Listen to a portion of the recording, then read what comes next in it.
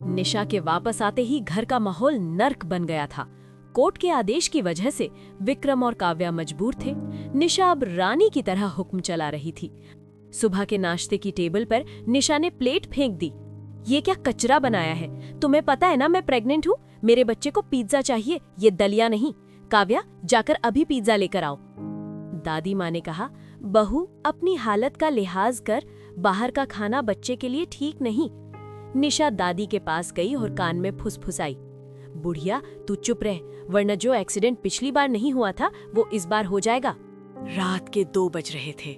पूरा घर सो रहा था, लेकिन काव्या की आंखों में नींद नहीं थी। उसे शक था कि निशा सिर्फ सोने के लिए नहीं आई है। तभी काव्या ने देखा कि निशा दबे पांव पिछले दरवाजे से बगीचे की तरफ जा रही है। काव्या ने अपना फोन उठाया और चुपके से उसके पीछे चल दी। बाउंड्री वॉल के पास अंधेरे में कोई खड़ा था। सिगरेट का धुआं उड़ रहा था। वही अनजान आदमी। निशा उसके गले लग गई।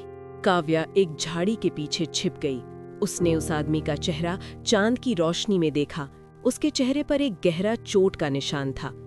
निशा ने हंसते हुए कहा, राजवीर सब प्लान के मुताबिक चल रहा है। वो बेवकूफ विक्रम सोच रहा है कि ये बच्चा उसका है। राजवीर ने निशा के पेट पर हाथ रखा और भारी आवाज में बोला, गुड, एक बार ये बच्चा पैदा हो जाए और वारिस बन जाए, फिर हम उस विक्रम और काव्या को एक्सीडेंट में निपटा देंगे। सारी जायदाद मेरे बेटे के नाम होगी। काव्या के पैरों तले जमीन खिसक गई। बच्चा विक्रम का नहीं, बल्कि इस गुंडे राजवीर का था। काव्या ये सब रिकॉर्ड करने के लिए अपना फोन आगे बढ़ा रही थी कि तभी कड़क उसके पैर के नीचे एक सूखी लकड़ी टूट गई। राजवीर तुरंत पलटा। कौन है वहां? निशा घबरा गई। राजवीर, कोई देख रहा है, पकड़ो उसे। राजवीर झाड़ी की तरफ दौड़ा।